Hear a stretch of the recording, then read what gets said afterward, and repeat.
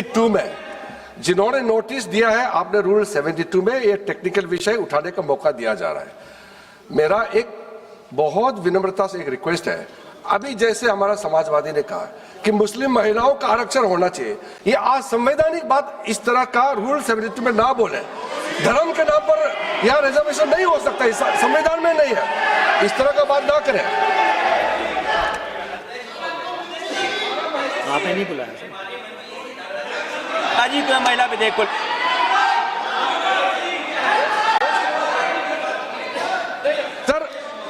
Sir पूरा देश का महिलाओं के लिए बात करना चाहिए। आप मुस्लिम महिलाओं का क्यों बात करते हैं?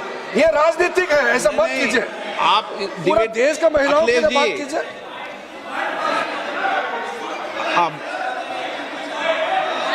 हाँ अखिलेश जी बोल दे। जल्दीबाजी क्यों है आपको जल्दीबाजी क्यों है? महिला विधेयक के पक्ष में हम, आप जनगणना क्यों नहीं कराना चाहते? ये अध्यक्ष महोदय, आप सेंसस ये इसलिए नहीं करना चाहते हैं कि जैसे ही जनगणना होगी हम सब लोग जाति गणना मांगेंगे, जाति गणना होगी तो हम आरक्षण मांगेंगे, इसीलिए आप लोग धोखा दे करके आना चाहते हैं। जी आपको भी पर्याप्त मौका देंगे, सबको पर्याप्त मौका देंगे। माननीय अध्यक्ष जी,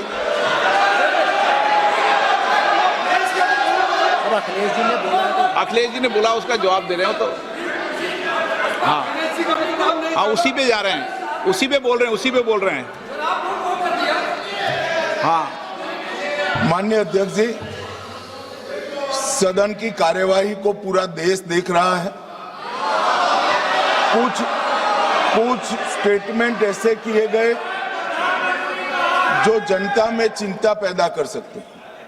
अखिलेश जी ने कहा जनगणना क्यों नहीं हो रही है।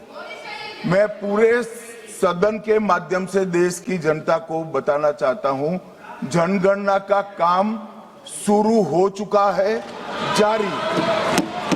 2, उन्होंने कहा कि हम जाति जनगणना का मांग करेंगे। मान्यवर, मैं आपके माध्यम से सदन को बताना चाहता हूं कि सरकार ने जाति की जनगणना करने का निर्णय ले चुकी है और आप बैठिए बता दो। अरे बैठिए भाई, बैठिए। और जाति के साथ ही ये जनगणना हो रही है। माननीय सदस्य धर्मेंद्र यादव जी कह रहे हैं कि कॉलम नहीं है। उनको मालूम पड़ना चाहिए कि अभी घरों की गिनती हो रही है और घरों की कोई जाति नहीं होती है। समाजवादी पार्टी का चले तो घरों की भी जाति तय कर ले।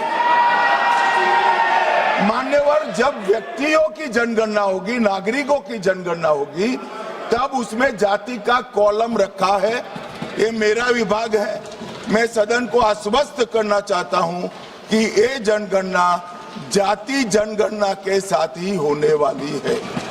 तीसरी बात, इन्होंने ये जो आपने समझाया कि नियम 72 की जो खिड़की है वो हमें लेजिस्लेटिव कॉम्पिटेंसी पर और कॉन्स्टिट्यूशनल कॉम्पिटेंसी पर बोलने की ही इजाजत देती है।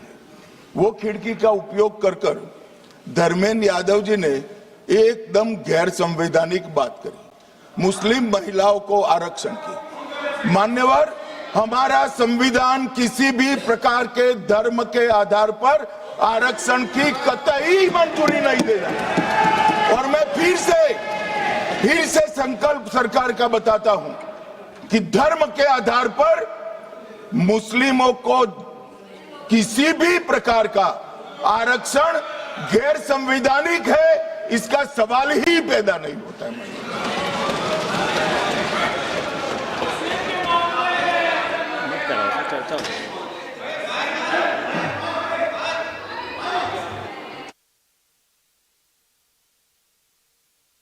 It's not there. अध्यक्ष महोदय, अनडेमोक्रेटिक बात माननीय मंत्री जी ने कही।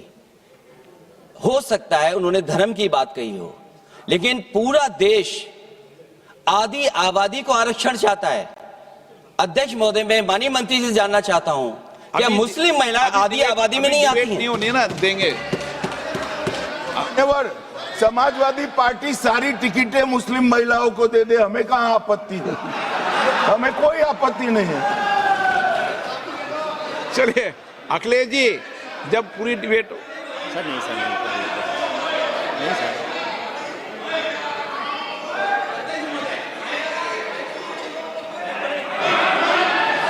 अच्छा, अध्यक्ष महोदय बहुत विनम्र उससे होकर के किसी को हर्ट न करे वो बात भी मैं कहना चाहता हूं।